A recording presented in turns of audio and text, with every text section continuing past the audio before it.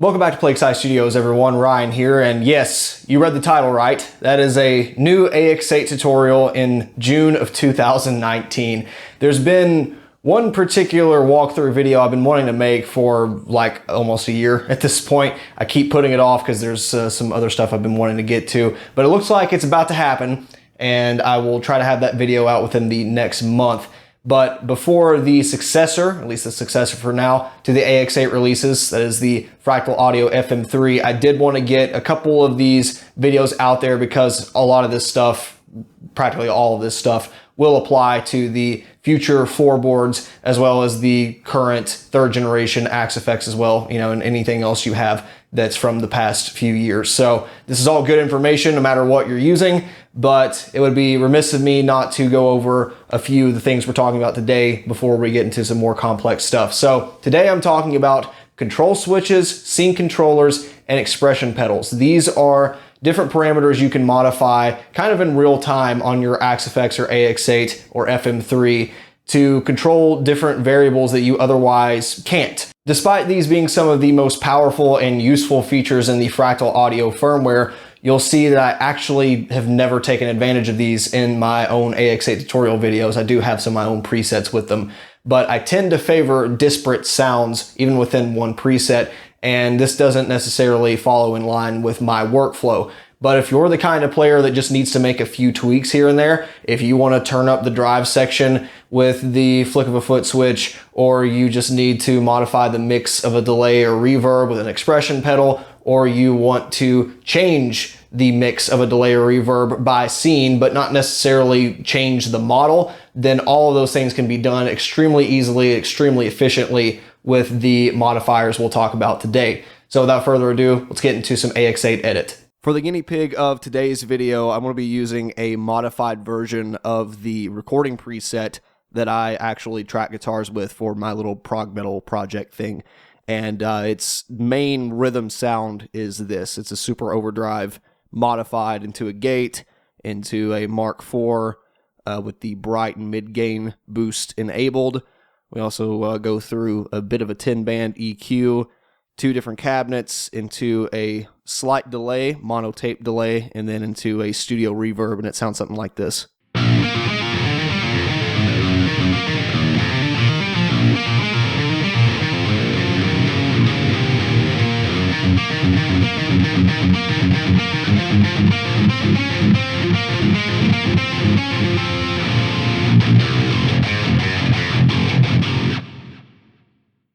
So that's a pretty nice washed out echo over top of a gentified Mesa Boogie Mark series tone. So this will be our platform for some of the modifications we can do. As many of you know, I generally work in scenes, and I like scenes because they're like screenshots of tones. I prefer to set up pretty much every one of my patches using, if not all the scenes, at least 4 to 6 generally, because that will work in kind of a baseline rhythm sound. You can get your clean sound, a kind of full-on lead solo tone, and generally leaves you enough room to do a few extra modifications. Like I like to have a lower gain rhythm sound where generally I'll put a volume drop in front of the amplifier to kind of simulate rolling off the tone, or I might have a couple different lead sounds like this one has. I've got 2 different high gain amps in this preset that kind of take advantage of that. But there are definitely reasons that you might want to do different variable modifiers that we'll talk about here. The first of which is the expression pedal. This one is without a doubt the most simple and intuitive for people because, you see expression pedals everywhere, whether you assign it to a volume block for volume swells, a wah pedal, you can set it to different parameters like I have here. So on my mix in the delay block, as you can see, it's moving up and down. And to make that happen, all you have to do is right-click on the control, go to source, and set the appropriate pedal. So I have mine hooked up to external 1, and as you can see, my little dot here is moving along with the position. I generally modify this curve. I like to have kind of a higher slope on some things, specifically modulations and delays. I like the kind of the feel of that better. And I generally give myself some dead zones, meaning the scale is turned up. So you see, even though I've moved a little bit, I'm technically still at 0. Same up here. I've moved a little bit, but I'm still technically at 100, and that will depend on the pedal. This is just kind of my preferred setup. Again, we could do the same thing if we say replace this enhancer block, which I don't think we'll be using anyhow, so that's okay. We'll replace that with a volume, and instead of level, we don't want level, that can get ugly. We want to go to here, the volume swell. And for the sake of demonstration, we will turn this one off for now, and you'll hear what this sounds like.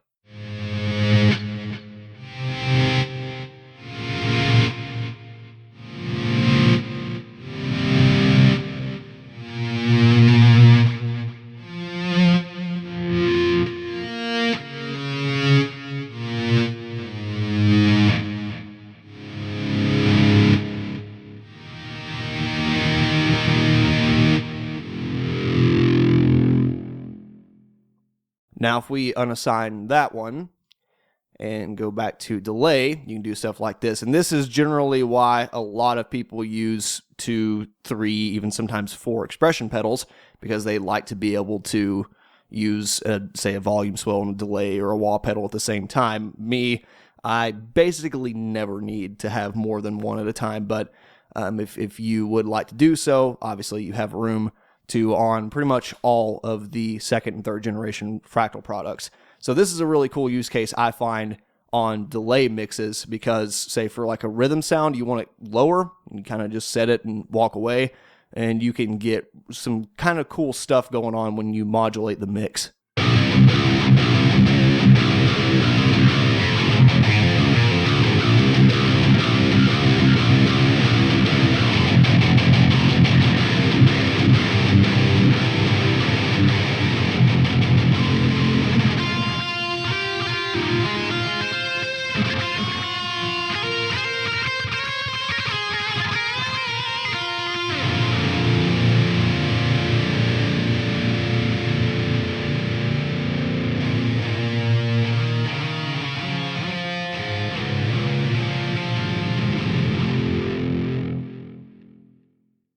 There's also some really cool things you can do with modulating the feedback of delays, but practically anything that has these little control switches will sound interesting if you put an expression pedal to it. So definitely play around, but that's not nearly the only thing you can do. So this isn't just a glorified expression pedal menu. We'll take a look at these other 2 options down here, which is scene and control switch. So we'll venture over here to this tab that I don't think I've ever opened on the channel, at least. And we'll start with this little menu here called Scene. So this is scene controllers, and you might ask, well, how is this any different from scenes themselves? This is kind of cool because this will actually end up saving you resources and different blocks. So let's say we want scene 1 and scene 2 to be identical, right? And we'll actually set it up that way. So blocks are the same, X, Y, whatever. Let's say scene 2, we do want to deactivate that GEQ. This kind of fattens up the sound. So we'll have the more of the natural amp sound. But everything else, we want the blocks to be identical, okay? Now let's go back to scene controller. You'll notice when I change the scenes that the highlighted scene 1, scene 2 changes. And you can actually set different levels for each. And it doesn't matter. You can pick a number. Scene 1, scene 2 through 8 can all be completely different. Now what you do with that information, let's say let's go over here to reverb. You'll notice this is already set to a controller and I have it set to scene 1. So what happens is you go between scene 1 and scene 2 and the reverb block doesn't change. Everything's the same. It's still the X block. We're still using the same model. Nothing has changed except the mix, and that's because we have it set to scene controller 1. We go back down here. You'll see with scene changes, we go from 20% on scene 1 to 66% on scene 2.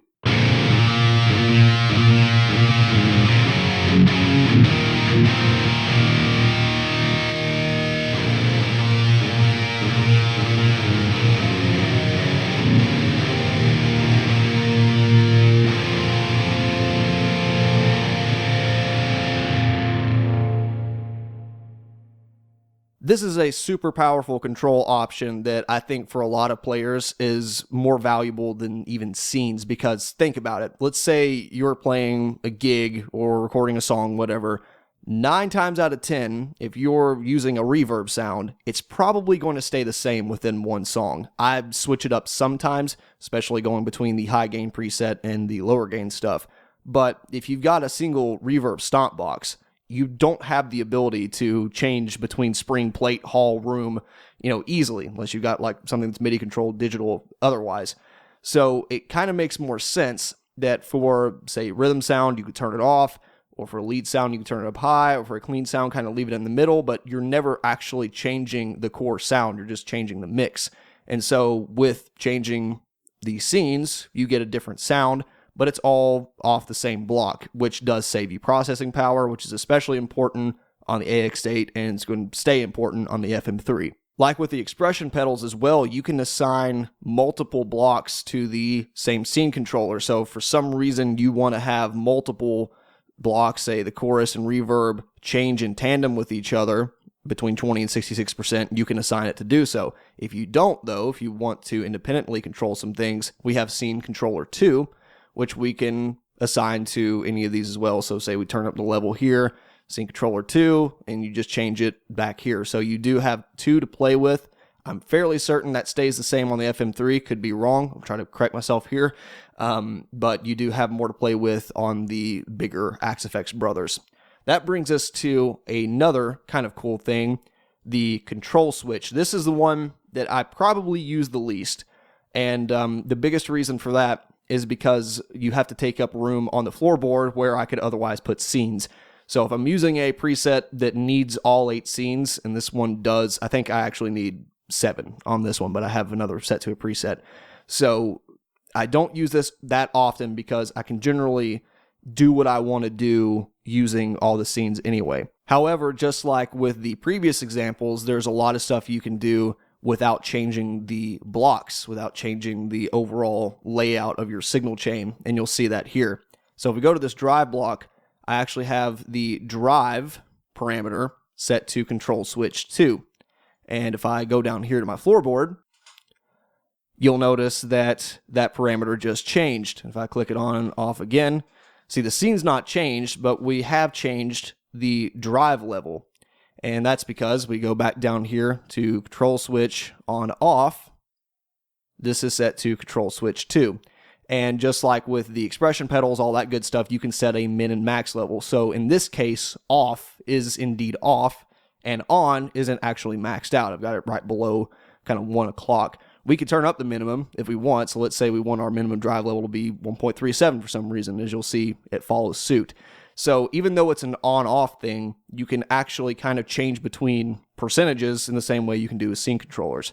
And this is cool because let's say I'm just going in for a solo or a lead or something, and you click control switch 2, you can set this to boost your drive level. You can set this to automatically raise the mix of delay. You can set this to automatically turn on or raise the level of a volume block. You can do all sorts of things without actually changing the scene, which is great, again, for players that don't necessarily change their sound all that much. Some other cool things you can do in the amp block is enable or disable the boost feature, which gives you several decibels of boost into the drive section. You can turn on or off the bright switch, which I find particularly helpful.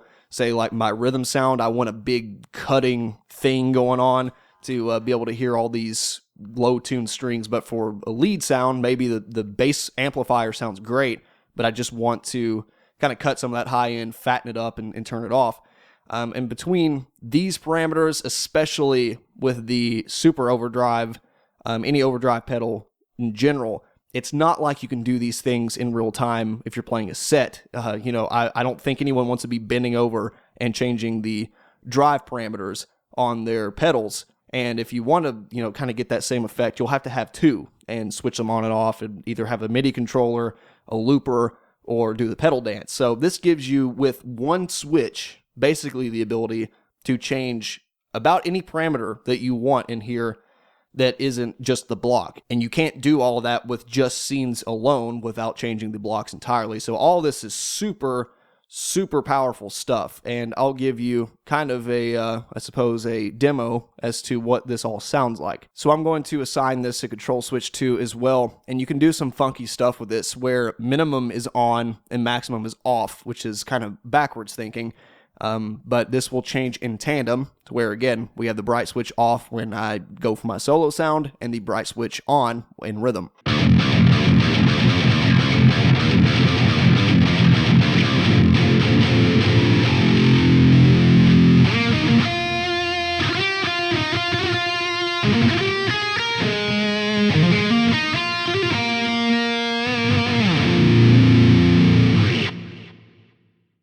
So that is pretty much scene controllers, control switches, expression pedals, everything that modifies variables in a nutshell, at least on AX8 and second generation Axe-Fx hardware. All this applies to the 3 as well, including the FM3, and you'll have more capability in some areas. Your menus will look a little different, but otherwise you can follow this and do the same thing on your upcoming FM3 hardware. And just like anything else, XY switching, scene controllers, or choosing an actual scene, all these things we talked about are controllable through MIDI if you want to automate it, but that will be a video for another time, and likely the last video that I do that's at least a full-fledged tutorial on this hardware. So if you enjoyed that, please let me know down below. Any questions, comments, as always, please throw them at me. I'll try to get back to you, and hopefully we'll see you around on what I think is going to be the most involved video in terms of the AX8 in a few weeks. Thanks for watching. We'll see you next time. Bye.